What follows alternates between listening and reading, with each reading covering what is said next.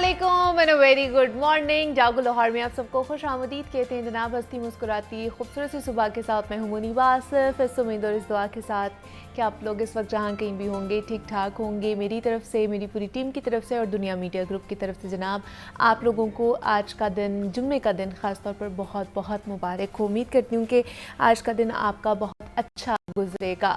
और आज हम बात भी कुछ हमारे आपस के ताल्लुकात के हवाले से ही बात करेंगे कि इनमें जनाब हमें पर्सनल स्पेस के मसले पर बात करनी है। अनफॉर्चुनेटली बहुत से लोगों को पर्सनल स्पेस के बारे में नहीं पता कि पर्सनल स्पेस किस तरह देनी चाहिए, होती क्या है, क्योंकि देनी भी चाहिए या नहीं देनी चाहिए, और अगर किसी के पास इसकी पर्सनल स्पेस हो तो इसके क्या फ़वाइद हैं। कोई भी ताल्लुक़ हो, ख़ाह वो मियाँ बीवी का आपस में ताल्लुक़ हो, वालिदैन का बच्चों के साथ हो, दोस्तों का आपस में ताल्लुक़ हो, या ये एक इदारे में किसी बॉस का अपने एम्प्लॉय के साथ ताल्लुक़ हो, हर ताल्लुक़ में ना मुझे ये लगता है कि एक जो पर्सनल स्पेस होती है ना वो कई हवालों से बहुत इम्पॉर्टेंट होती है। हम कभी दूसरों पर हुक्म नहीं जमा सकते हैं, उन्हें किसी चीज़ पर भी उनकी मर्ज़ी के ख़िलाफ़ फ़ोर्स नहीं कर सकते, क्योंकि हर शख्स की ना अपनी एक ज़ात है, अपनी एक पर्सनालिटी है, उसकी इज़्ज़त नफ्स है और वो चीज़ों को अपने ही तरीके से देखता है। अब अगर कोई बाप अपने बच्चों पर हर वक्त सख्ती करेगा फॉर एग्ज़ाम्पल, या बच्चों की मर्ज़ी का बिल्कुल भी ख्याल नहीं करेगा, तो बच्चों की तरबियत में, उनकी ग्रोथ में एक ठहराव सा आ जाएगा और वो मुकम्मल तरीके से ज़िंदगी में कुछ सीख भी नहीं पाएंगे। और इसी तरह अगर देखा जाए कि शौहर ये चाहे कि उसकी बीवी की हर बात का उसे पता हो, कोई बात इससे छिपी ना रहे, तो इस रवैये को बर्दाश्त करना मेरे ख़्याल से शायद बीवी के लिए बड़ा मुश्किल हो जाएगा और उसके सर पर हर वक्त एक तलवार सी लटकी रहेगी, एक खौफ मंडलाता रहेगा जो उसे खुश नहीं रहने देगा। और बीवियों से भी मैं यही कहूँगी कि शौहर से बात बात पर ये ना पूछा करें कि जनाब ऑफ़िस में इससे क्यों मिलते हो या इससे रब्ता क्यों रखा हुआ है, अपने इस दोस्त के पास ना बैठा करो, इससे ना मिला करो। इससे भी जो मामलात है ना वो हल नहीं होते हैं, बल्कि बात बिगड़ने की तरफ ही जाती है। औरतों को ख़ास तौर पर ये बात समझने की ज़रूरत है कि मर्दों के लिए ना सोशल लिंक्स बनाना, आपस में कुलीग्स के साथ अच्छे ताल्लुकात रखना बड़ा ही इम्पॉर्टेंट है। अगर दफ्तर के अंदर बॉस एम्प्लॉय की बात कर ली जाए, बिकॉज़ हम लोग किसी ना किसी ऑर्गेनाइजेशन के साथ अटैच होते हैं, तो एक बॉस को भी ये समझना चाहिए कि उसके जो अंडर काम करने वाले जितने भी लोग हैं ना, इनका मजाज दूसरों से अलग है और उसी में रहकर उन्हें अच्छा परफॉर्म वो कर सकते हैं। इसलिए हर शख्स के साथ ना उसके मुताबिक डीलिंग करना बड़ा ही ज़रूरी होता है, वरना एम्प्लॉयज़ क्या होते हैं वो फिर दफ्तर में ठीक से परफॉर्म नहीं कर सकता है। और पर्सनल स्पेस के साथ साथ मुझे लगता है कि अगर म्यूचुअल ट्रस्ट भी हो जाए ना, तो एक किस्म का ये सोने पर सुहागा हो जाता है। पर्सनल स्पेस में कमी उस वक्त आती है जब आपसी एतमाद और भरोसे की जो फ़ज़ा है ना वो मुकम्मल तौर पर ख़राब हो जाती है। मतलब ट्रस्ट इश्यूज़ जब आना शुरू हो जाते हैं ना, तब कहीं ना कहीं ये प्रॉब्लम्स शुरू होती हैं। और ये भी एक अटल हकीकत है कि ट्रस्ट के बगैर कोई भी ताल्लुक़ नहीं चल सकता। ज़िंदगी में कोई भी ताल्लुक़ ट्रस्ट के बगैर नहीं चलता है। इसलिए पहले हमें दूसरों को मौका देना चाहिए कि वो ट्रस्ट बिल्डिंग कर सके। आप ट्रस्ट के बगैर कोई कदम ना उठाएं और जब ट्रस्ट आ जाए ना, तो उसके बाद चीज़ों को एक स्पेस में लेकर चलें। फिर कुछ भी करें मगर अपनी और अपने आपसी जो हदूद है ना उनको ज़रूर मद्देनज़र रखें। इस तरह मुमकिन है कि जितने भी हमारे ताल्लुकात हैं हमारी ज़िंदगी में, उनमें कोई मसला नहीं आएगा, ना रोज़ डांट पड़ेगी, ना रोज़ लड़ाई झगड़ा देखने को मिलेगा आपस में, कोई गुंजाइश ही नहीं बचती है ना फिर इन चीज़ों की, जब हम एक दूसरे की प्राइवेसी में दखल अंदाजी नहीं करते हैं। प्राइवेसी नहीं कहा जा सकता है, थोड़ी सी स्पेस आप कह सकते हो कि हर इंडिविजुअल की पर्सनालिटी अलग होती है, उसके तौर अतवार अलग होते हैं, उसकी आदत अलग होती हैं, तो आप एक जैसे नहीं हो सकते हैं। इवन दो कि हमारे हम एक घर में 5 अगर बहन भाई हैं तो वो बहन भाई भी एक जैसे नहीं होते, उनकी डिफरेंट पर्सनालिटीज़ होते हैं। कोई बहुत आउटस्पोकन होते हैं, कोई शाय फील करते हैं, कोई बहुत जॉली होते हैं, कुछ नहीं होते हैं। तो जब हम बहन भाई जिनका डीएनए एक है, तो जब वो एक जैसे नहीं होते, जब उनकी पर्सनालिटी में डिफरेंट आती है चीज़ें, तो फिर कैसे हो सकता है कि बाकी जो हमारे ताल्लुकात होते हैं, बाकी जो हमारे रिश्ते होते हैं, उनसे हम लोग ये उम्मीदें लगा के रखें कि वो हमारे सेम एग्जैक्ट चीज़ें कर रहे होंगे या हमारी पर्सनालिटी के मुताबिक ही वो चलेंगे। ऐसा नहीं होता। आप किसी को फोर्सफुली तो ज़िंदगी में कुछ भी नहीं करा सकते हैं। अगर उसकी कह ले कि पर्सनालिटी को वो नागुज़ीर गुज़रता है ना, तो वो कभी भी नहीं वो चीज़ अपनाएगा। फोर्सफुली तो आप किसी से कुछ करवा भी नहीं सकते हैं, और अगर आप करवा लेते हैं तो आप ये समझने, आप फिर अपने आप को बड़ा डोमिनेंट समझते हैं। वो डोमिनेंट नहीं होता। कुछ लोग फिर इसलिए भी कर लेते हैं कि वो आपसे मोहब्बत करते हैं, आपसे प्यार करते हैं, एक प्यार का ताल्लुक़ होता है, लिहाज का, इज़्ज़त का ताल्लुक़ होता है, तो उसमें रह कर फिर बहुत से लोग ना उस चीज़ को अडॉप्ट भी कर लेते हैं। लेकिन कब तक वो अपनी पर्सनालिटी को जो है ना वो डाउन करते रहेंगे और आपकी ही मानते रहेंगे। तो ये भी एक चीज़ आपको समझने की ज़रूरत है कि अगर कोई एक शख्स जो आपकी ज़िंदगी में है, जिससे आपका ताल्लुक़ है, अगर वो आपकी हर चीज़ मान रहा है, लेकिन एट द एंड वो कब तक मानेगा? कभी उसकी भी तो सुने, कभी उसकी भी तो मानने की कोशिश करें। उसको एक पर्सनल स्पेस तो दें, उसको देखे तो सही कि उसकी पर्सनालिटी एक्चुअली में है क्या। जब आप उसको मौका देंगे तो तभी वो अपनी पर्सनालिटी को वो शो कराएगा कि मैं क्या चाहता हूँ, क्या नहीं चाहता, मैं क्या हूँ, मैं क्या नहीं हूँ। तो इसलिए ये पर्सनल स्पेस का होना बड़ा ही ज़रूरी होता है हमारे घरों में, हमारे रिश्तों में, आजकल के दौर में ख़ास तौर पर।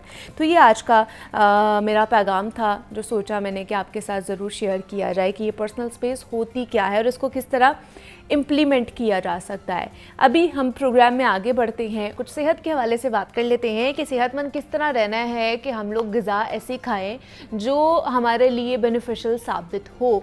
तो आज हम एक ऐसी चीज़ के बारे में बात करने जा रहे हैं जिनको फुल ऑफ कैल्शियम का सोर्स कहा जाता है। वो कैंसर के पेशेंट के लिए भी बड़ा अच्छा है, बच्चों के लिए बड़ा अच्छा साबित होता है, उनकी ग्रोथ के लिए, आपकी मेंटल हेल्थ के लिए, आपकी हड्डियों के लिए इवन दो कि बहुत अच्छा साबित होता है। हम लोगों, क्योंकि हम नई जनरेशन है मेरे ख्याल से, तो हमें इतना इन चीज़ों के बारे में पता नहीं। और ये स्क्रीन पर आप लोगों के सामने है, इनको कहा जाता है जनाब फुल मुखाने।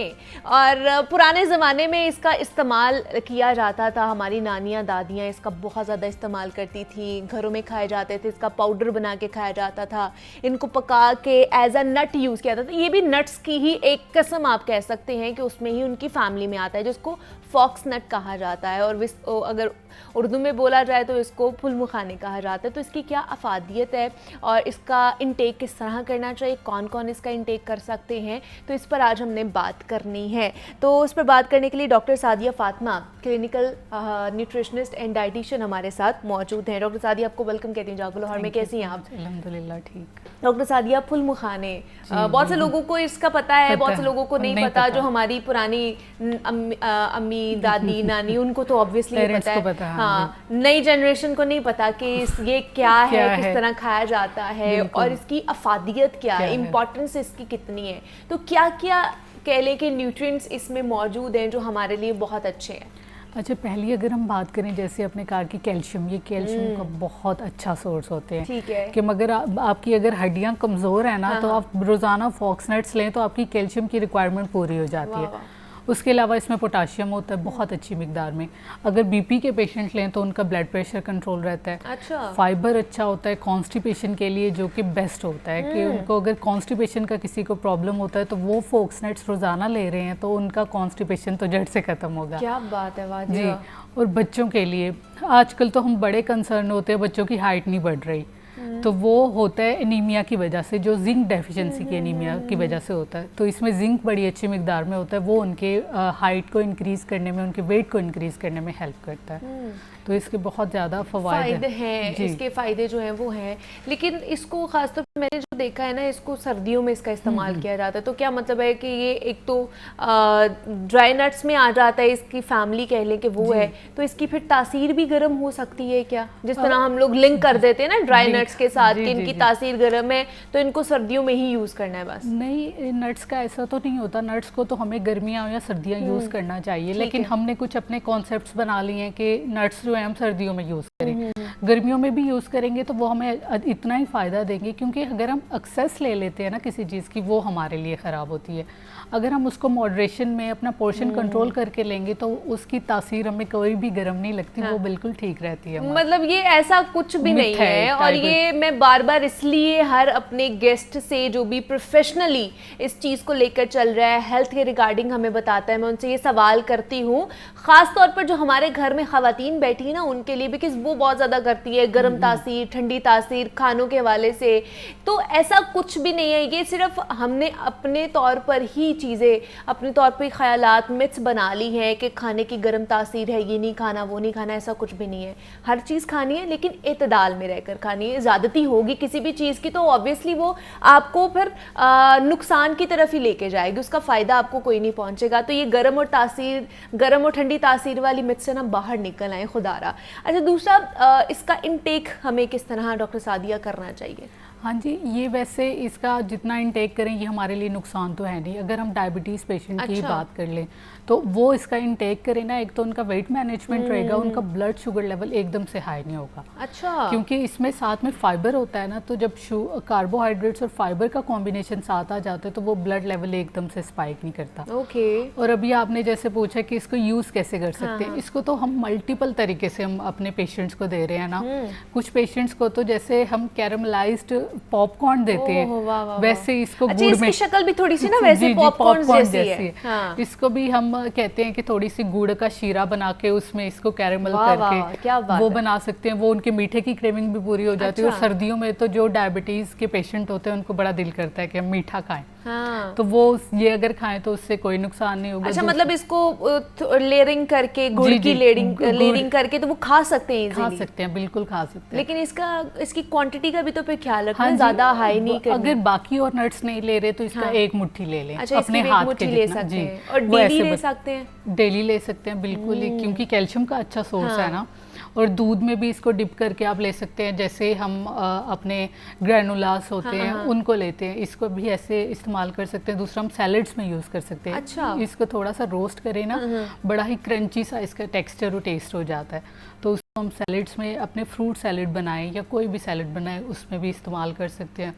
और दूसरी एक अहम चीज़ होती है कि हम इसका क्रश करके पाउडर बना लें और पाउडर को अपने सिंपली आटे में मिक्स करके रख लें। अच्छा, ये भी कर सकते हैं? ये भी कर सकते हैं। तो एक टाइप ऑफ मल्टीग्रेन आटा बन जाता है और इससे कार्बोहाइड्रेट्स भी आ जाते हैं और बच्चों का वेट गेन भी होता रहता है। क्योंकि बच्चे पसंद नहीं करते कि कोई भी चीज़ उनको अगर नज़र आ जाए ना तो वो कहते हैं कि ये मैंने नहीं खाना, ये नई चीज़ है। तो एक रोटी होती है कि बच्चे वो आराम से खा लेते हैं, तो आटे में मिक्स करके अगर उनको रोटी की फॉर्म में दे दे तो वो इस तरह भी नहीं। तो इसको दूध में मिला के इसका जो अगर पाउडर है वो भी अगर दे दिया जाए बच्चों को तो वो हाँ जी। और बच्चे अक्सर जिनकी लो इम्यूनिटी होती है, अक्सर इन्फेक्शन रहता है, नज़ला ज़ुकाम रहता है, तो उनके लिए भी बड़ा अच्छा होता है क्योंकि एंटीऑक्सीडेंट होते हैं ना इसमें, तो ऑक्सीडेटिव स्ट्रेस और इन्फ्लेमेशन रिमूव करते हैं, तो एक्टिव फील करता है बेबी। अच्छा, जिनको हड्डियों का प्रॉब्लम होता है, जिनकी हड्डियां कमज़ोर हो जाती है, हमारे बड़े बुजुर्ग हैं या बच्चों में भी है, इवन दो कि अब तो यंगस्टर्स में भी प्रॉब्लम आ रही है कि उनकी हड्डियां कमज़ोर हो रही हैं, दर्दें बहुत ज़्यादा होती हैं, तो उनके लिए कितना बेनिफिशियल है? अच्छा, अगर हम बात करें तो हमारी आजकल की जो यंग जनरेशन है ना, उसमें विटामिन डी और कैल्शियम डेफिशिएंसी है। तो बहुत सारी फीमेल होती हैं, हर वक्त उनकी कमर दर्द रहता है या वो आगे जाके आर्थराइटिस की पेशेंट्स भी बन सकती हैं क्योंकि कैल्शियम कम होता है। तो वो अगर लें तो वो इनकी कैल्शियम रिक्वायरमेंट्स जो है ना, एक लड़कियों की, बड़ों की, ये उसको पूरा करता है। इसमें कैल्शियम बहुत अच्छी मिकदार में होता है, गुड और रिच सोर्स ऑफ कैल्शियम है, तो वो उनके लिए बहुत बेनिफिशियल हो जाएगा। बाकी जो क्रैम्प्स हो रहे होते हैं अक्सर बॉडी में, मसल्स ट्विचिंग या शिंगल्स हो रहे होते हैं तो ये उनमें भी बड़ा हेल्प करता है कि ये दर्दों को कम करता है, पेन को रिलीफ देता है। तो अगर इसका मतलब हाई सोर्स ऑफ आप ये समझ लेना कि कैल्शियम है, तो इट मीन्स कि ये आपकी हड्डियों के लिए कितना अच्छा होगा। तो ख़ास तौर पर तो ये औरतों के लिए मेरे ख्याल से बहुत अच्छा है कि उन्हें प्रॉब्लम हो जाती है थोड़ी, जैसे ही वज़न बढ़ता है, एग्जैक्टली वज़न बढ़ता है या 40 से 50 साल की जैसे ही उम्र क्रॉस करते हैं तो उनकी जो घुटने हैं वो जवाब दे जाते हैं, तो उनके लिए ख़ास तौर पर ये बड़ा अच्छा है। तो वो किस तरह इनटेक, ख़ास तौर पर औरतों की अगर बात की जाए तो वो किस तरह इनटेक करें जिससे इनका जो न्यूट्रिएंट लेवल है वो वैसे ही बरकरार रहे? हाँ जी, अगर सिंपली इसको रोस्ट करके खा लें तो वो एक अच्छा टेक्सचर आ जाता है, अच्छा। क्रंची सा, तो वो बड़ा अपीलिंग लगता है। और बाकी आप स्पाइसेस ऐड करके जैसे हम चाट बनाते हैं, जो भी स्पाइसेस ऐड करें, जैसे फ्रूट चाट मसाला ऐड कर लेते हैं और उसके अलावा सिनेमन ऐड कर लें, वो भी इस तरह भी कंज्यूम कर सकते हैं। दूसरा ये आप इसका सिंपली पाउडर बना के रख लें और रात को दूध के साथ 1 चम्मच उस पाउडर का मिक्स करके तो वो नीम गर्म दूध के साथ वो कंज्यूम कर लें, तो दूध के साथ इसका कॉम्बिनेशन जब आएगा ना तो कैल्शियम बहुत ज़्यादा मैक्सिमाइज हो जाएगा। वाह क्या बात है। और लेकिन सबसे अच्छा जो मुझे लगा ना वो कैरमलाइज्ड वाले पॉपकॉर्न्स जैसा लगा है कि वो आप इजीली खुद भी खा सकते हैं और बच्चों को भी दे सकते हैं। बच्चों को तो वैसे ही पॉपकॉर्न्स पसंद होते हैं। अच्छा, जो लोग अपना वेट लूज करना चाहते हैं क्या उनके लिए भी अच्छा ही है? जी बिल्कुल, बहुत अच्छा है। अगर इसको स्नैक के तौर पे देखा जाए ना, अगर एक टाइम पे ये स्नैक ले लेते हैं वेट मैनेजमेंट या वेट वॉचर्स, तो उनके लिए बड़ा हेल्पफुल होगा, क्योंकि एक तो इसमें फाइबर होता है। अच्छा। फाइबर हमारा नेचुरल एपिटाइट और क्रेविंग सप्रेसेंट का काम करता है कि क्रेविंग्स हो रही होती हैं तो अगर ये कंज्यूम कर लेंगे तो उनकी भूख कम हो जाएगी, ज़्यादा टाइम तक फीलिंग ऑफ फुलनेस रहेगी। तो जाहिर है जितना ज़्यादा कम खाएंगे उतनी ही उनका वेट मैनेजमेंट में हेल्प करेगा। और फाइबर वैसे भी वेट मैनेजमेंट में बहुत ज़्यादा बेनिफिशियल होता है। तो अक्सर ही हम जो पेशेंट होते हैं अक्सर डायबिटीज़ के और जो वेट मैनेजमेंट के होते हैं उनको फॉक्स नट्स ही देते हैं उन स्नैक टाइम में। हाँ, और बीपी जिनका प्रॉब्लम है उनके लिए भी अच्छा ही है। पोटाशियम का रिच सोर्स है ना, फास्फोरस और पोटाशियम रिक्वायर्ड होता है, हार्ट डिजीज से भी बचाता है। अच्छा। और बीपी को भी कंट्रोल रखता है क्योंकि सोडियम लेवल को कम करता है बॉडी में, तो इसीलिए ये हाइपरटेंशन के मरीजों के लिए भी बहुत अच्छा सोर्स है। जो लोग फीड कर रहे होते हैं, बॉटल फीड कर रहे होते हैं, मदर का फीड में तो नहीं हो सकता, बॉटल फीड में कर रहे हैं, और जो फार्मूला मिल्क पी रहे हैं, क्या उसके अंदर ये डाल के दिया जा सकता है इसका पाउडर, या वो गड़बड़ हो जाएगी? नहीं, गड़बड़ी होगी, क्योंकि फार्मूला मिल्क में ऑलरेडी उन्होंने इतने ब्लेंड्स डाल दिए होते हैं कि उनके दूध पे भी अक्सर मेंशन होता है कि इसमें और कोई एडिटिव्स ना डालें, तो उसमें कुछ भी हम ऐड नहीं कर सकते, उसमें सिर्फ हम पानी ही ऐड करके बच्चों को दें। बाकी अगर प्यूरिड फॉर्म में फूड इंट्रोड्यूस करवाना चाहते हैं तो करवाना भी चाहिए, तो उस कॉम्बिनेशन में हम बच्चों को दे सकते हैं। उस कॉम्बिनेशन में हम लोग ख़ास तौर पर ये है कि अगर आप सिरिलैक खिला रहे हैं या खीर खिला रहे हैं, कोई भी चीज़, अगर आप कुछ भी सेमी सॉलिड सी चीज़ बच्चों को खिला रहे हैं तो आप उन्हें ये दे सकते हैं। बड़ों के लिए तो ये अच्छा ही अच्छा है, बट ये साथ साथ बच्चों की डेवलपमेंट के लिए, उनकी ब्रेन डेवलपमेंट के लिए, उनकी ग्रोथ के लिए, फिज़िकल ग्रोथ के लिए, और ख़ास तौर पर बुज़ुर्गों के लिए बहुत अच्छा है। तो इसका इंटेक आप लोगों ने ज़्यादा से ज़्यादा करना है, लेकिन इत्तेदाल में रह के करें। 1 फिस्ट इज़ इनफ ना, एक दिन में 1 फिस्ट खा लें, वो बहुत अच्छा है आपके लिए। तो क्या जाते जाते डॉक्टर सादिया क्या पैगाम देना चाहेंगे जो देख रही हैं ख़वातीन आपको, कि वो घर में क्या करती हैं जो उन्हें अपने आप को चेंज करने की ज़रूरत है? हाँ जी, पहली बात तो ये कि किसी भी फूड से अक्सर हमारी बच्चियों को ही डराया जाए, ये ना खाओ इसकी गर्म तासीर है। वही डाइटरी हैबिट्स के हवाले से। डाइटरी हैबिट्स, मॉडरेशन रखें हर चीज़ में, हर चीज़ बैलेंस डाइट होनी चाहिए। हर फूड को टेस्ट करें, अल्लाह ताला ने इतनी ज़्यादा नेमतें रखी हैं, किसी फूड को भी निगलेक्ट ना करें या उसको अवॉइड ना करें। हर फूड में अपनी ही अफादियत होती है, वो डिफरेंट ऑर्गन्स के लिए अल्लाह ताला ने बनाए हैं। तो हर फूड को टेस्ट करें, बैलेंस डाइट के साथ अपने वेट मैनेजमेंट के साथ एक्टिव रहें और हंसी खुशी लाइफस्टाइल जी। Thank you. बिल्कुल ऐसे ही जनाब, अच्छी डाइट ही सारा कुछ है। अच्छी डाइट के ऊपर ही आपकी बाकी कह लें कि पूरी फिज़िकल हेल्थ और बाकी मेंटल हेल्थ भी डिपेंड करती है। आपकी मॉडरेशन में डाइट रहेगी, हेल्दी डाइट रहेगी, तो आप फिट भी रहेंगे। बहुत से लोग कहते हैं जनाब हम लोग गोश्त ज़्यादा खाएंगे, हम लोग इसका इस्तेमाल ज़्यादा करेंगे कि तो शायद हम लोग फिट रहेंगे। ऐसा नहीं है, गोश्त खाने से आप फिट नहीं रहते। गोश्त खाने से इत्तेदाल में आपको खाना चाहिए, लेकिन ज़्यादा भी अगर आप उसकी ज़्यादती करेंगे तो बहुत सारी बीमारियां आपको लाहक हो सकती हैं। कम खाएं, अच्छा खाएं और मुनासिब खाएं ताकि आपकी जो फिज़िकल हेल्थ है वो अच्छी हो सके। और वाटर इनटेक ख़ासतौर पर सर्दियों में कम नहीं करना, आपने उतना ही रखना है, बढ़ाना है। और डॉक्टर सादिया फातिमा हमारे साथ मौजूद थी, clinical nutritionist and dietitian. Doctor Sadia, बहुत शुक्रिया आपके वक्त का। मुझे यहाँ पे एक छोटी सी ब्रेक लेनी है, मिलते हैं इस ब्रेक के बाद।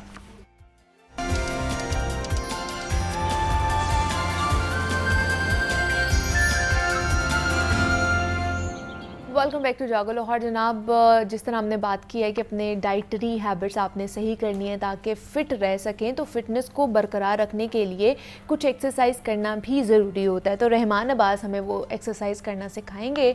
तो वो कौन सी एक्सरसाइज सिखा रहे हैं, आइए उन्हीं की तरफ चलते हैं। जी रहमान, ओवर टू यू। अस्सलाम वालेकुम, मैं हूं रहमान अब्बास, लाइफ कोच। आज मेरे हाथ में ट्रेनिंग बॉल है और ये ट्रेनिंग बॉल अब घर में कैसे मिल सकता है, इजी। फुटबॉल भी ले सकते हैं, बास्केटबॉल भी ले सकते हैं। अब इसके साथ आज वर्कआउट होगा, क्योंकि हम क्या देखते हैं डंबल्स के साथ कभी बॉडी ट्रेनिंग हम करें तो थोड़ा सा चेंज हो जाए ताकि हमारी एक्टिविटी मोर स्ट्रांग हो जाए, हम बूस्टर एनर्जी हम फील करें। तो इसके लिए ट्रेनिंग बॉल मेरे पास है। अब घर में क्या है, घर में बास्केटबॉल हो सकता है, फुटबॉल हो सकता है, जो इजी है मुझे पता है मिल सकता है। ये नहीं कि आपको बहाना चाहिए अब घर में बॉल नहीं है तो हम वर्कआउट कैसे करें। तो मेरे हाथ में ट्रेनिंग बॉल है और इससे फुल बॉडी वर्कआउट होगा। है ना हैरानगी वाली बात, full body workout with ball. ये ट्रेनिंग बॉल है, स्पेशल बॉल होता है। लेकिन घर में क्या है, फुटबॉल या बास्केटबॉल। तो चले टाइम ज़ाया किए बगैर वर्कआउट करते हैं ताकि आपकी एनर्जी बूस्टिंग में लेवल में आ जाए। तो फर्स्ट वर्कआउट हम करते हैं straight body position, ball hold कर रहे कि जैसे गिर ना जाए, इतना ग्रिप आपने करना है स्ट्रॉन्ग। आर्म्स आपके स्टिफ हो, राइट टू लेफ्ट मूव करना है और सिर्फ अपर बॉडी को आपने मूव करना है, कोर एरिया को। इसमें क्या है, आपके आर्म्स स्टिफ रहेंगे, आपका कोर एरिया स्टिफ रहेगा, चेस्ट आपने अप रखनी है। Now move 1 2 3 4 5 6 7 8 9 10। Upper body workout, core, chest and bicep muscle.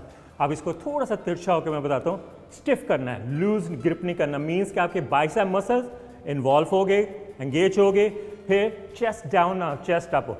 ये टेक्निक्स ही इंपॉर्टेंट है, अदरवाइज ट्रेनिंग उसके बाद। थर्ड आपका core, ribs area, obliques muscle. Now chest up, move right and left 1 2 3 4 5 6 7 8 9 10। Perfect. ये वैसे भी क्रॉसफिट ट्रेनिंग में हम ट्रेनिंग करते हैं पावर ट्रेनिंग के लिए। वेट बढ़ता जाएगा लेकिन इतना नहीं बढ़ाना, इतना कि जिससे पेन ना हो और एक रिदम मेंटेन रहे आपकी। अब next exercise squats and ball hitting. अब इसको फेंकना नहीं, ये ना कि घर वाले के बेटा तू क्या कर रहा है। नॉर्मली एक रिदम के साथ स्क्वाट्स आपने ग्रिप करना है, नाउ डाउन, जैसे चीज़ आप लिफ्ट अप कर रहे हो और डाउन जा रहे हो। होता यह कि हम घर में चीज़ें उठाते हैं रॉन्ग पोजीशन में, इससे आपकी पोजीशन और पोस्चर भी ठीक हो जाएगा। स्लो मोशन में 1 2 अप, लिफ्ट अप आपने करनी है पावर ट्रेनिंग में। अब स्लो मोशन में again squats down 1 2 3 4 5 6 7 8 9 10। Perfect exercise. अब इसमें आपके हैमस्ट्रिंग, ग्लूट्स मसल्स और पावर ट्रेनिंग। नॉर्मली घरों में क्या होता है, कोई भी चीज़ उठाता है, कमर में खिंच पड़ गई है। ये ट्रेनिंग करने से आपका muscle, back muscle, glutes, hamstring strong रहेंगे। इसको आपने करना है, पावर ट्रेनिंग है, बूस्टिंग। जिस तरह मैं एक रिदम में जा रहा हूँ वैसे आपने करना है।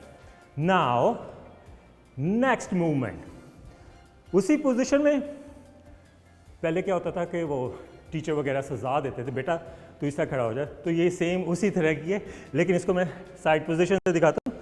स्क्वाट्स पोजीशन में, जिसको नॉर्मली हम समटाइम वर्ड यूज़ करते हैं, चेयर पोजीशन में वॉल सपोर्ट भी आप कर सकते हैं, लेकिन आपने सपोर्ट नहीं लेना। बॉल को होल्ड करना है।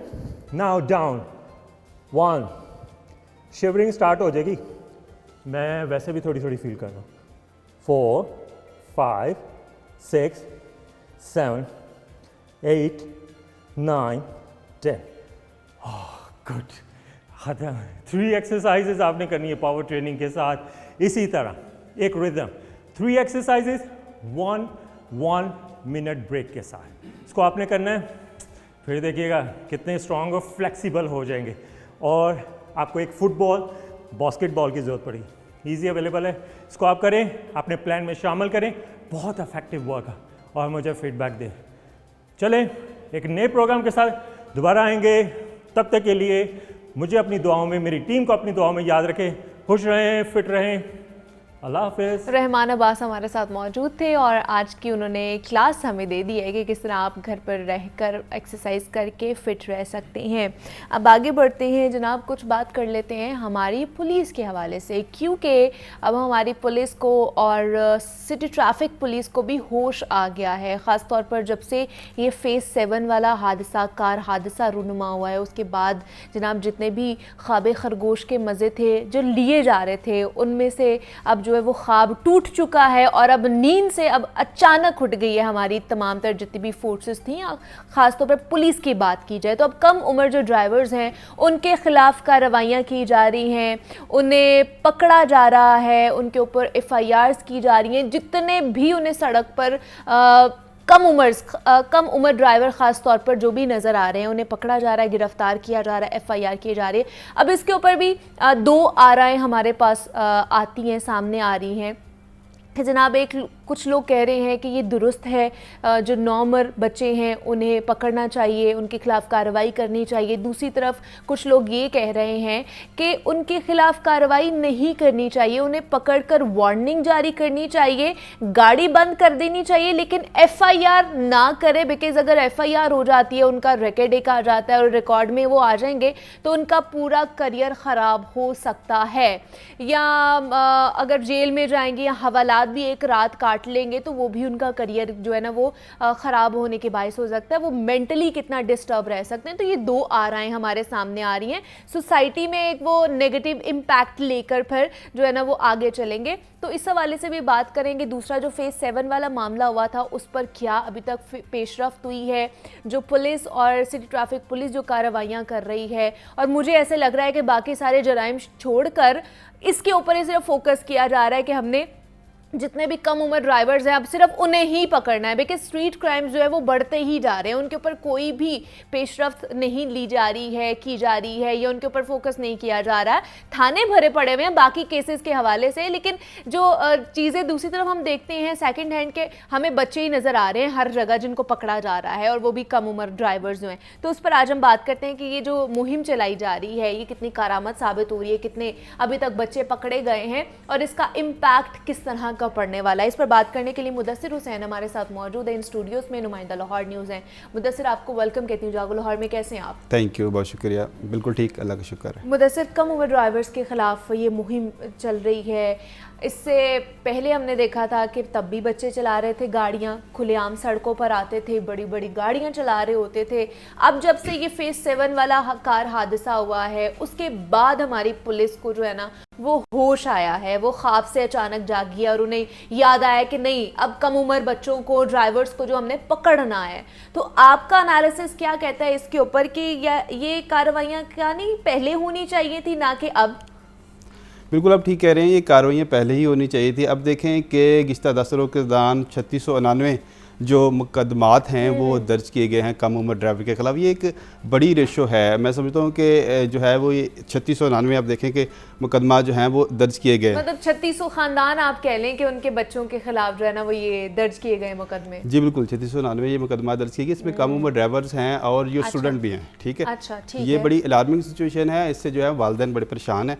तो मैं समझता हूँ कि ये डिफेंस हादसे के बाद जो है वो सारा कुछ हुआ है। ठीक है, इससे पहले कुछ नहीं था ऐसा कि कोई ऐसी बात नहीं थी, कुछ किसी को पकड़ा नहीं जा रहा था, ना जो है वो क्रैकडाउन किया जा रहा था, ना किसी पूछगिछ की जा रही थी। ये डिफेंस हादसे के बाद सारा कुछ हुआ है। और ये देखें कि अभी रोज़ाना 10 रोज़ में जो ये सारे कुछ कार्रवाइयाँ हुई हैं और देखें कि रोज़ाना की बुनियाद पर जो है वो कार्रवाइयाँ हो रही हैं।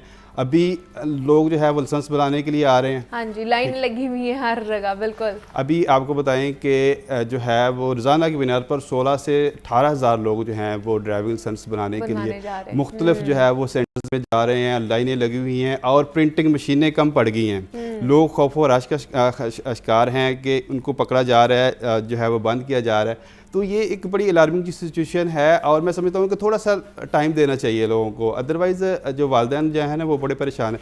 अब सारे जो हैं जो बच्चे जिनको पकड़ा जा रहा है वो तो कॉलेज में जाते थे, स्कूल में जाते थे, मोटरसाइकिल बाइक पे लेके जाते थे, ठीक है। अब उनको जो है वो पहले उनकी रूटीन बनी हुई थी कि उन्होंने ऐसे ही जाना है, अब यकदम उनको कहा जा रहा है कि अपने मोटरसाइकिल नहीं चलाना। तो उनके लिए तो ये बड़ी जो है ना वो बड़ी मुश्किल हो रही है, ऑब्वियसली प्रॉब्लमेटिक ये चीजें बनती जा रही है। दूसरा मैं आपको बताता हूँ, ये जो डिफेंस हादसा है जो है ना उसने ये इनकी आंखें खोली हैं पुलिस वालों की, ठीक है ना। अदरवाइज ये पहले ही कम उम्र ड्राइवर जो है ना वो पहले भी जुर्म था, अब नहीं बना, ये पहले भी जुर्म था, पहले ही उनको रोकना चाहिए। वही ना, होश नहीं आ रहा था ना हमारी पुलिस को, होश करती तो तभी इस जुर्म के ऊपर कानून साजी हो सकती और इसके ऊपर इम्प्लीमेंटेशन होती। मुझे ये बताइएगा, हमारे थाने भरे हुए हैं इस वक्त और वो भी कम उम्र ड्राइवर्स के साथ, हवालात में उन्हें रखा जा रहा है, जेल में उन्हें रखा जा रहा है, लेकिन क्या वहाँ पर जराइम पेशा अफराद भी मौजूद हैं उन हवालात के अंदर और उन्हीं के साथ इन बच्चों को रखा जा रहा है? क्या ये ऐसा हमारे कानून में मौजूद है, दुरुस्त है ये? और दूसरा ये कि उनकी मेंटल स्टेट के ऊपर इसका क्या इम्पैक्ट पड़ रहा है, इसके हवाले से कुछ नहीं गौर फिक्र किया गया?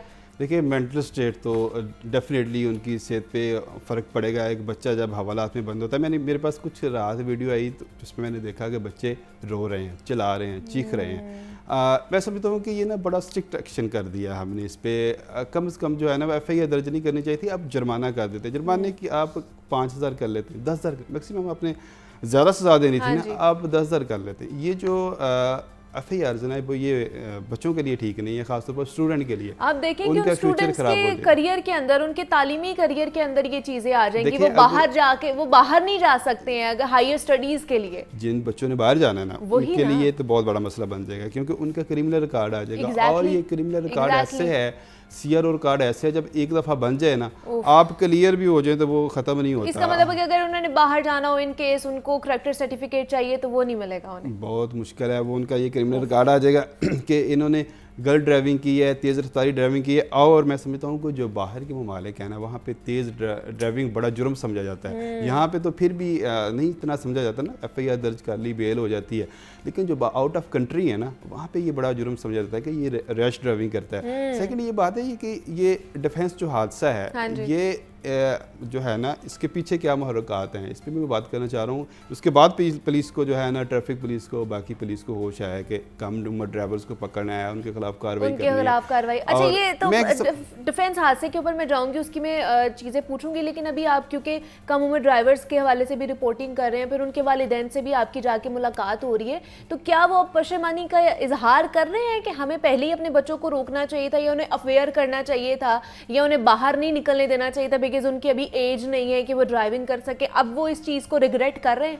वो तो कह रहे हैं हम अपने बच्चों को रोकते हैं, लेकिन कुछ वालिदैन ये कह रहे हैं कि हमारे बच्चे जो है वो खुद कॉलेज जाते हैं मोटरसाइकिल पे, ठीक है, स्कूल जाते हैं मोटरसाइकिल पे। हमारे पास इतना टाइम नहीं है कि हम उनको ड्रॉप करें, घर से लेके आए, छोड़ के आएँ, फिर लेके आएँ, क्योंकि हमने अपने काम के लिए जाना है। कोई शॉप पे जा रहा है, कोई ताजर है, कोई ऐसे कोई अपना काम कर रहा है, कोई जॉब पे जा रहा है, तो वो कह रहे हैं हमारे लिए तो ये मसला ये है। वो वालिदैन ये कह रहे हैं कि कम से कम जो है ना वो वार्निंग देनी चाहिए, या फिर कम से कम जुर्माना कर दें। ये वो ये नहीं कह रहे कि वो गलत है, वो कह रहे हैं ठीक है आप करें।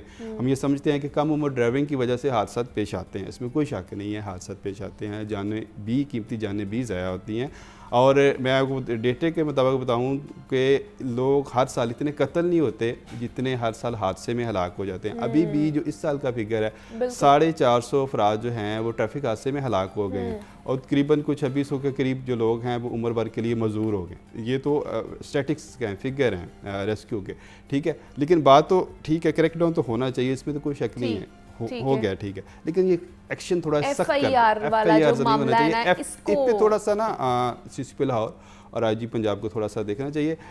कम से कम जुर्माना कर दें, 5,000 कर दें। अगर आप अपने ज़्यादा करने हैं तो 10,000 बहुत जुर्माना है। जिसको 10,000 जुर्माना लग गया वो नेक्स्ट वार्निंग दे दें, उन्हें जुर्माना कर दें, उनकी गाड़ी बंद कर दें, जब तक वालिदैन नहीं आते तब तक उन्हें ना दें। वार्निंग छोटी चीज़ है, वार्निंग को हम लोग नहीं मानते। सीधी सी मैं बात वही है। तो कह रही हूँ, चले वार्निंग नहीं तो अच्छा खासा जुर्माना कर दें, 50,000 जुर्माना कर दें, ताकि बाप को भी पता 10,000 चले कि बहुत दोबारा है। से वापस नहीं भेजना मैंने बच्चे को, 10,000 अगर एक बहुत- दफा मैं कर रहा हूँ। 10,000 बहुत है। अगर आपने बहुत जुर्माना, जिसको 10,000 का जुर्माना लग गया वो दोबारा मोटरसाइकिल अपने बेटे को नहीं देगा, ठीक है ना।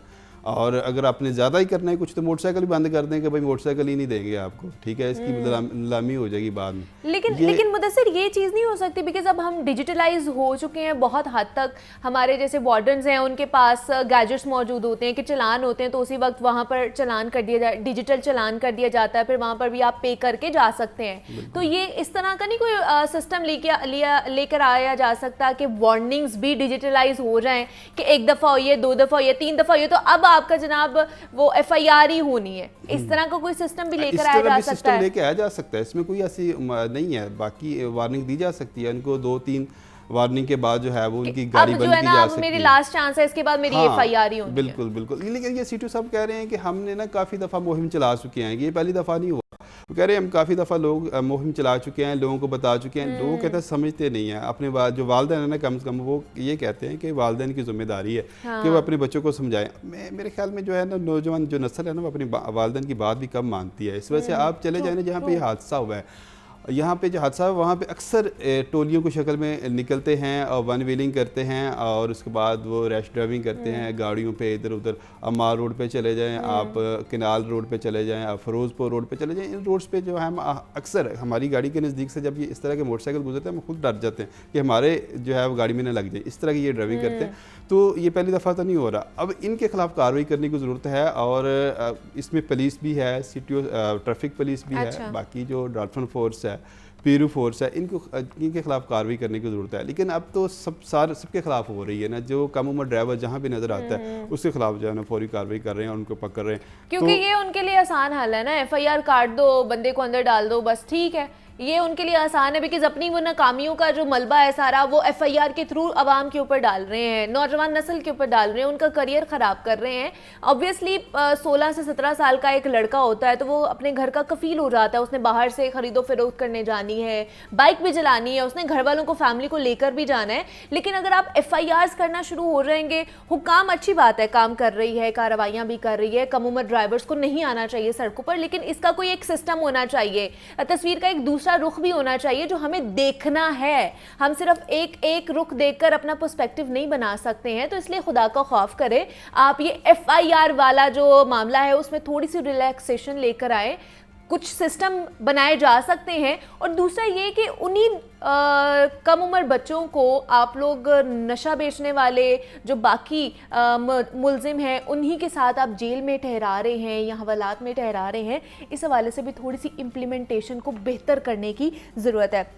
अच्छा, अब मुदस्सिर मुझे ज़रा वो थोड़े से मुहर्रकात बताइए डिफेंस हादसे वाले, कुछ डिफरेंट चीज़ें हमारे सामने आ रही हैं उससे रिलेटेड। हाँ, वो हादसे में ना शुरू में यही आया कि हादसा था, लेकिन बाद में जब मदई का बयान सामने आया तो उसने कहा कि ये तो मेरी फैमिली जा रही थी शादी पे, और उसे हरास कर रहा था, हरास किया, उसको फॉलो किया, पीछा किया। जब मैंने उसको रोका तो उसने कहा कि आप यहाँ पे नहीं रह सकेंगे। अच्छा, ये अफनान ने बोला? अफनान ने ये बोला कि मैं बड़ा बासर हूँ, आप यहाँ पे नहीं रह सकेंगे। अच्छा, उन्होंने लाइट लिया, उसने कहा कोई मसला नहीं है, बच्चा है ऐसी फजूल बात कर रहा है। उन्होंने ठीक है। आगे उनकी जब गाड़ी खड़ी हुई, आप पीछे से जाके जब उसने हिट किया 160 की स्पीड पे, वो गाड़ी जाके 50 फुट 60 फुट आगे जाके गिरी, और उसके बाद कोई भी वो वहाँ पे ज़िंदा नहीं बचा। 2 बच्चे थे।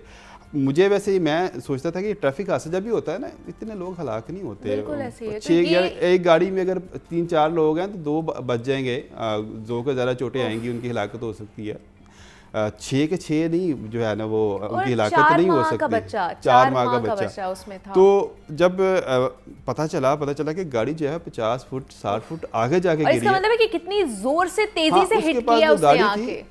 अफनान के पास वो बड़ी गाड़ी थी, उसने जब 160 की स्पीड से हिट किया, इतनी स्पीड के उसका बोनट शोनट एवरीथिंग उड़ गया था, उसकी अपनी गाड़ी का भी। अच्छा। वो खुद भी बेहोश हो गया था। वो जब उसको निकाला गया, उसको एक खरोच तक नहीं आई है उसके। हाँ, नहीं, उसको कोई परेशान, जब गाड़ी लगती है आगे जाती है, अचानक बंदा परेशान तो होता है कि मैंने ये क्या किया है।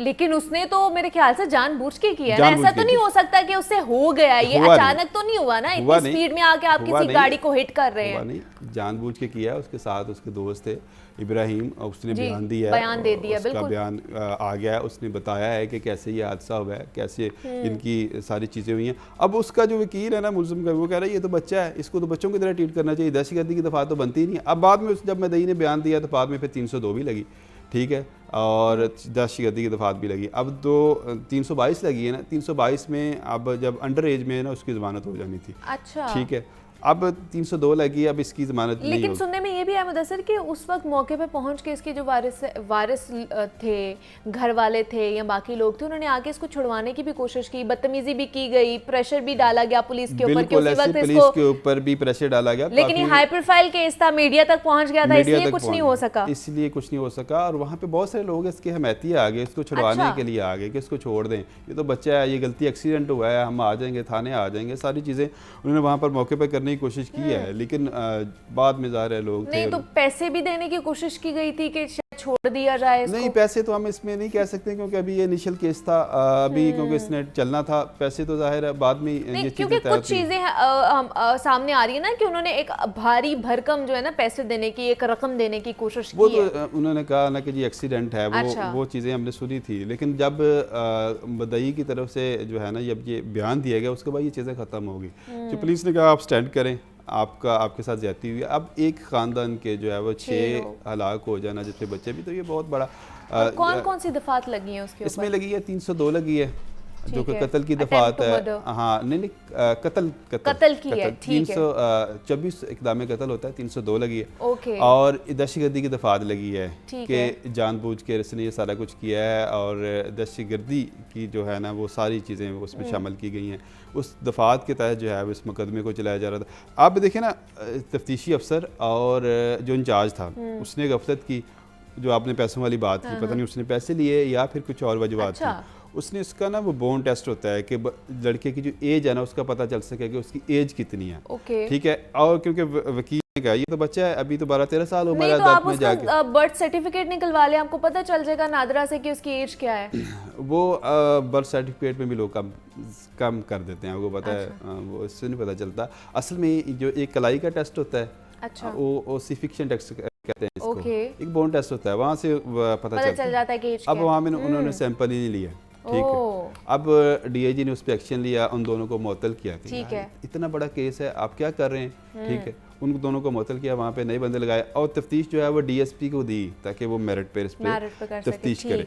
अब इसकी ये सूरत हाल है कि अब बोन टेस्ट कल करवा लिया गया है। ओके, अब पता चलेगा सही पता चलेगा एक्यूरेट इसकी एज जो है वो पता चलेगी, और उसके बाद जो कार्रवाई होगी। अंडर एज होगा ना, अगर अंडर एज होगा फिर उसको जो है ना वो 780 और 302 में रिलैक्सेशन मिल सकती है। ओके, ठीक है। और अगर अंडर एज नहीं होगा तो फिर ये तीनों दफात उसके ऊपर लग सकती हैं। नहीं, वो तो दफात तो लगेंगी, लग गई हैं, ठीक है ना। वो अदालत फेवर दे सकती है इनको इस मैटर में, लेकिन वो सही उम्र का पता चल जाएगा, फिर वो मेरिट के मुताबिक सारी चीज़ें हो जाएंगी। लेकिन ये है कि अनफॉर्चुनेटली ये बहुत बड़ा हादसा है, और उसके बाद हमें ख्याल आया। चलिए देखते हैं कि अब ये वाला जो केस है इसमें कौन सा नया मोड़ हमारे सामने आता है। जब इसकी एज का पता चल जाएगा, फिर उसके बाद पता चलेगा कि अंडर एज है तो थोड़ी सी रिलैक्सेशन इसको हो सकती है, और अगर नहीं है, ओवर एज है, तो फिर उसके बाद तमाम तर चीज़ों के हवाले से कार्रवाई की जाएगी। मुदस्सिर हुसैन हमारे साथ मौजूद है। मुदस्सिर, बहुत शुक्रिया आपके वक्त का कि आप यहाँ पर आए। कम उम्र ड्राइवर्स के हवाले से और फेज 7 वाले हादसे के हवाले से हमने बात की है। यहाँ पे एक छोटी सी ब्रेक लेते हैं, मिलते हैं इस ब्रेक के बाद।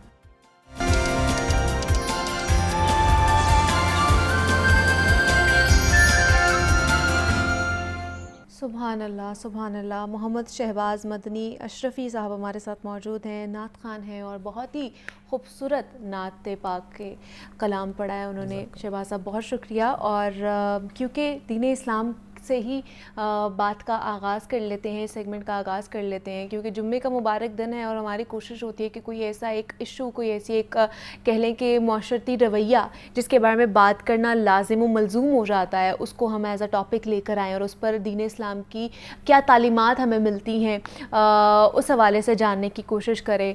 क्योंकि ये पूरा हफ़्ता मनाया जा रहा है औरतों के ख़िलाफ़ जो तशद्दुद किया जाता है उनके ऊपर, उसके ख़िलाफ़ ये पूरा हफ़्ता मनाया जा रहा है। तो औरतों के क्या हुकूक है, क्योंकि दीन इस्लाम एक मुकम्मल ज़ाब्ता हयात है। हमें उसमें हर पहलू, जो सभी पहलू हमें ज़िंदगी में मिलता है, उस दीन इस्लाम से हमें उसकी तमाम तर तालीमात हासिल हो सकती हैं।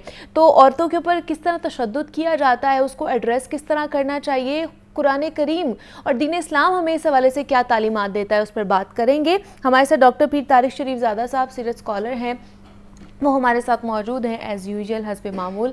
उन्होंने हमें ज्वाइन किया है। डॉक्टर साहब, आपको खुश आमदीद कहती हूँ जागो लाहौर में। कैसे हैं आप? बहुत शुक्रिया, अल्हम्दुलिल्लाह बिल्कुल ठीक।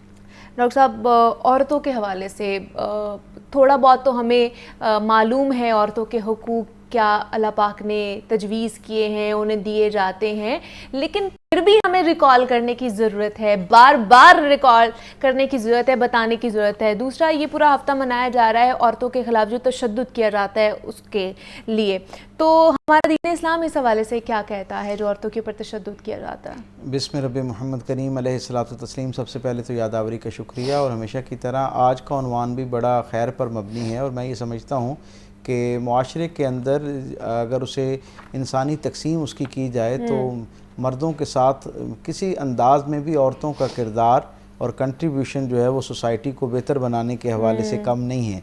और यकीनन जिस अंदाज में उनका कंट्रीब्यूशन है उस हवाले से उनकी अहमियत भी उतनी ही ज़्यादा है। लेकिन ये कि इंसानी तारीख़ का अलमिया रहा कि बहुत इब्तदाई सदियों से ही इंसान के जो माहौल है और मुआशरा है उसके अंदर औरत को एक सिन्फ़ नाजुक के तौर पे लिया गया, और उसे हमेशा कमज़ोर समझते हुए उसके हवाले से जो है वो उसे कमज़ोर और आसान टारगेट समझते हुए, आसान निशाना समझते हुए उसके ऊपर अपना जो है वो तसल्लुत और मलकियत और हाकमियत जो है उसे कायम करने की कोशिश की है। हम देखते हैं कि रसूलुल्लाह सल्लल्लाहु अलैहि वसल्लम से पहले का जो ज़माना है वो भी इस एतबार से दीगर अखलाकी बुराइयों के साथ साथ इस औरतों के साथ सलूक के हवाले से भी इंतहाई शर्मनाक माहौल के साथ आरास्ता था और आलूदा था। हम देखते हैं कि रसूलुल्लाह सल्लल्लाहु अलैहि वसल्लम ने आके अपने ज़माने के अंदर जिन 3-4 बुनियादी बातों पर बहुत ज़्यादा मेहनत की और फोकस किया, और जो उस ज़माने के सोशल टैबूज़ थे उन्हें जिस अंदाज़ में हुजूर ने जो है वो एड्रेस किया, उनमें चंद अहम उन्वानात में से एक उन्वान जो है वो ख़वातीन के हुकूक, उनकी मुआशरे में अहमियत और तकरीम है। आप ये देखिए ना कि कौन सा मुआशरा है जिसमें रसूलुल्लाह सल्लल्लाहु अलैहि वसल्लम तशरीफ़ लाते हैं। ये वो मुआशरा है जहाँ की पस्ती का आलम ये है कि लोग अपनी सौतीली माओं को अपने बाप के दुनिया से चले जाने के बाद या उनसे निकाह का पैगाम भेज दिया करते थे, यानी माँ जैसे मुकद्दस रिश्ते के साथ जो है वो निकाह का पैगाम भेज दिया जाता था, या वो माएँ जो उम्र के उस हिस्से में पहुँच जाती थीं कि वो बुज़ुर्ग हो चुकी होती थीं, काम काज के उसे जिसे कहते हैं निकाह की उम्र से बाहर हो जाती थी, उनके साथ उसी मुआशरे के अंदर जो बज़ाहिर अपने आप को बड़ा महज़ब और बड़ा इल्मी एतबार से मजबूत मुआशरा समझता था, आगाही के एतबार से बड़ा मजबूत मुआशरा समझता था, अपने अलावा बाकी सारी दुनिया को अजमी यानी गूंगा समझते थे, ख़ुद को साहिब कलाम अरब समझते थे। उनका आलम ये था कि वो अपनी बुज़ुर्ग माओं को बाकायदा बाज़ार के अंदर जाके बेच दिया करते थे कि वो आगे किसी और के यहाँ खादमा के तौर पे, कनीज़ के तौर पे काम करें, और उनकी कीमत गोया वसूल कर लिया करते थे। ऐसे मुआशरे के अंदर रसूलुल्लाह सल्लल्लाहु अलैहि वसल्लम ने क्या आला अरफा अंदाज में ख़वातीन के जो हुकूक है उनकी उसकी तरफ हमारी तवज्जो दिलाई। आप ये देखें हुजूर के पैगाम के अंदर ख़वातीन के हुकूक की इतनी अहमियत है कि हुजूर जब दुनिया से तशरीफ़ ले जा रहे थे ना, तो उस वक्त हुजूर का आलम ये था, हुजूर की सांस मुबारक उखड़ी हुई थी, और हुजूर उस वक्त जो आखिरी नसीहत फरमा रहे थे वो क्या थी कि मेरे जाने के बाद अपने ग़ुलामों यानी आपके जो सबॉर्डिनेट्स हैं उनका और अपनी औरतों का ख्याल रखना कि इनकी निस्बत से तुमसे अल्लाह की बारगाह में जवाबदेही होनी है, सवाल किया जाना है। और खुतबा हुज्जतुल विदा पर भी सरकार दो आलम सल्लल्लाहु अलैहि वसल्लम ने जहाँ बाकी एक लाफानी पैगाम पूरी दुनिया के इंसानों को दिया, वहीं पर सरकार दो आलम सल्लल्लाहु अलैहि वसल्लम ने सारे इंसानों को ख़वातीन के इकराम और ताज़ीम के हवाले से बड़े आला अरफा जो है वह अहकामात और रोशनी अता की।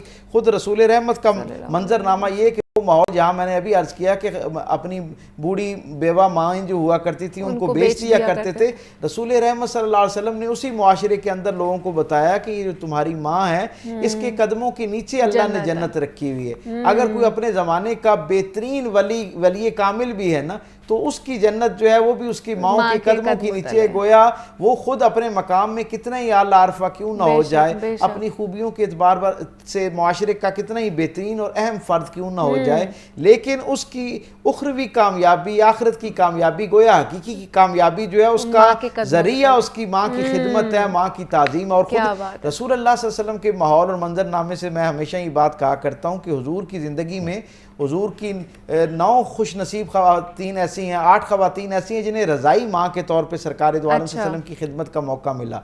उन 8 ख़वातीन में आप ये देखें कि रसूल अल्लाह सल्लल्लाहु अलैहि वसल्लम अपनी उम्र के आखिरी हिस्से तक उन 8 की 8 ख़वातीन का इंतहाई ताज़ीम और तकरीम के साथ नाम लेते हैं, उनकी इज़्ज़त जो है वो करते हुए और उन्हें अपना मोहसिन करार देते हुए उनकी एहसानमंदी का इजहार करते हैं, उनके हुस्न सलूक की तारीफ़ करते हैं। हज़रत हलीमा सादिया रज़ी अल्लाह तआला अन्हा जैसी हस्ती का के बारे में आता है कि जब वो मक्के में एक दफ़ा सरकार उनके इलाके में कैद पड़ा, तंगदस्ती आ गई, मक्का तशरीफ़ लाई।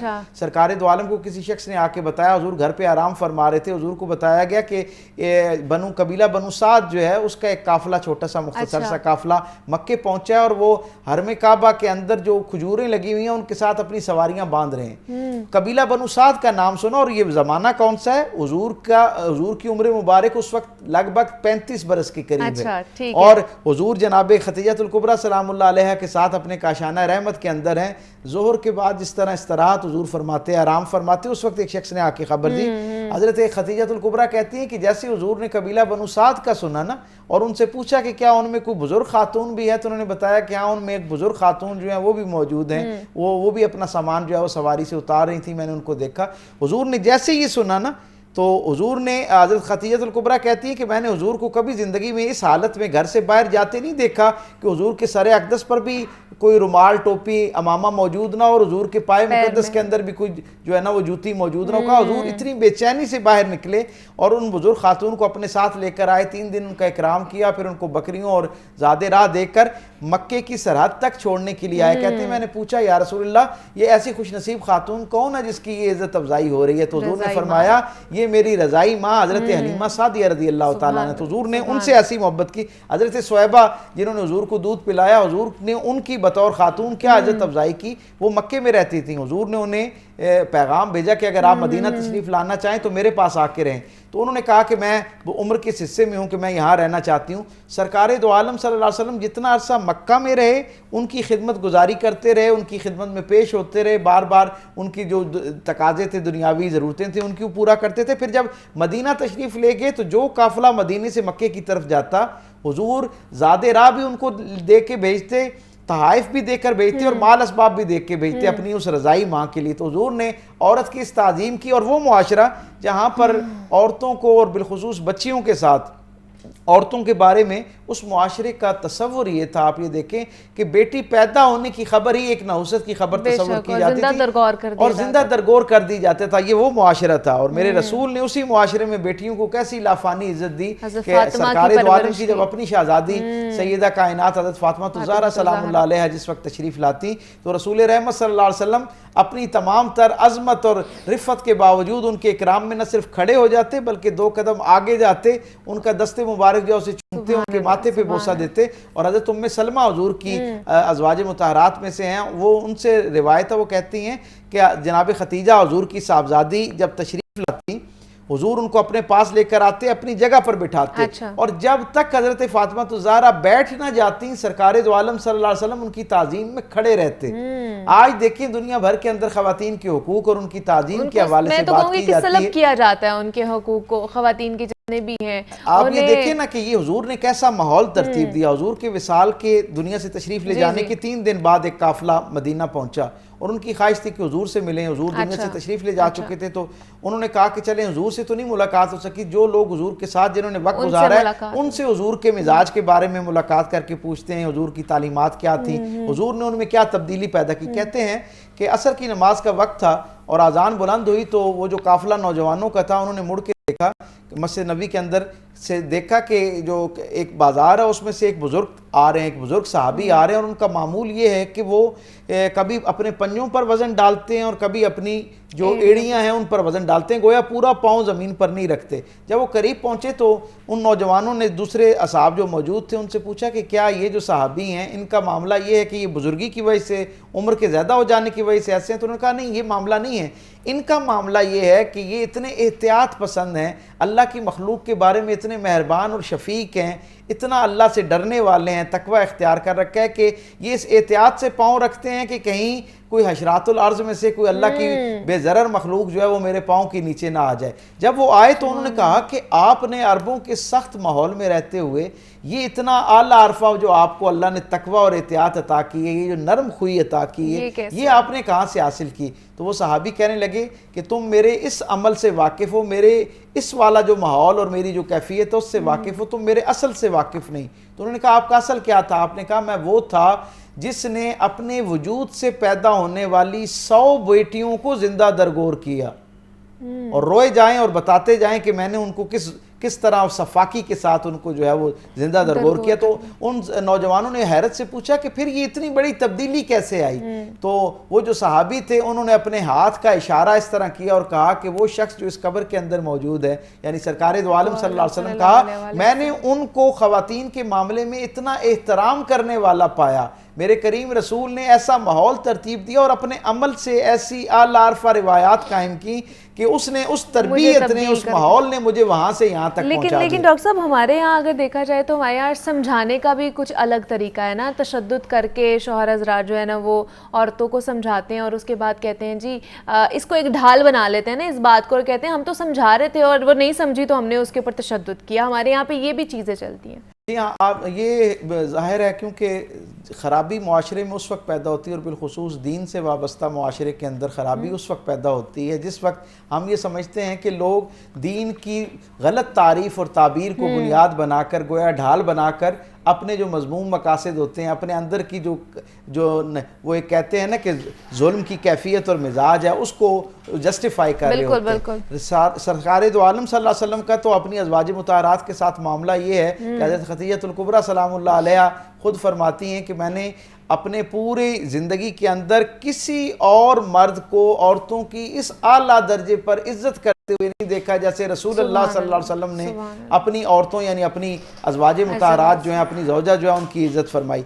आप ये देखें कि हुजूर के यहाँ तो नाज बर्दारी का ये मामला हमें नज़र आता है। करीम रसूल सल्लल्लाहु अलैहि वसल्लम की एक ज़ौजा मोहतरमा है हज़रत ज़ैनब बिनते जहश, तो वो उनका कद जो था वो मियाना कद था, बहुत दराज कद नहीं थी, तो सवारी पे सवार नहीं होने में उनको मुश्किल होती थी। तो सरकार दो आलम एक जगह से गुजर रहे थे, हुजूर ने अपने एक सहाबी को कहा, हज़रत तमीम दारी उनके सहाबी थे, हुजूर ने उनको कहा कि ये जो दरख्त जो नाकारा हो चुका है इसका सुतून काटा जाए और उसको सवारी के साथ रखा जाए। साहबा ने पूछा या रसूलल्लाह इस सुतून का क्या फ़ायदा है, इसका इस्तेमाल क्या होगा? इसकी खुश नसीबी कि आपने इसकी तरफ तवज्जो की, इसे पसंद फरमाया और अपने साथ सफ़र में इसको अपने साथ रख लिया। तो सरकार दो आलम ने फरमाया कि ये जो मेरी ज़ौजा हैं उनको सवारी पे बैठने में तकलीफ़ होती है, परेशानी होती है, मुशक्क़त होती है, इसलिए ये रखा जाएगा ताकि उस पर बैठ सकें। और तारीख़ ने बताया कि अगर किसी वक्त वो मैसर नहीं होता था ना, तो सही अहदीस से हम तक ये बात पहुंची कि रसूल अल्लाह सल्लल्लाहु अलैहि वसल्लम ने एक दफ़ा सवारी पर बैठने के लिए मुशक्क़त हो रही थी, तो हुजूर ने अपना जो कदम मुबारक है वो रखा, घुटना मुबारक उस पर पाँव रख के वो गोया जो है वो ऊपर गए। ठीक है जी। डॉक्टर पीर तारिक शरीफजादा साहब हमारे साथ मौजूद थे, सीरत स्कॉलर हैं, और हम बात कर रहे थे औरतों के हवाले से। डॉक्टर साहब बहुत शुक्रिया आपके वक्त का कि आप यहाँ पर आए। मोहम्मद शहबाज मदनी अशरफी साहब भी हमारे साथ मौजूद थे। शहबाज साहब आपका भी बेहद शुक्रिया। मुझे इजाज़त दीजिए, अपना ख्याल रखिएगा। अल्लाह हाफ़िज़।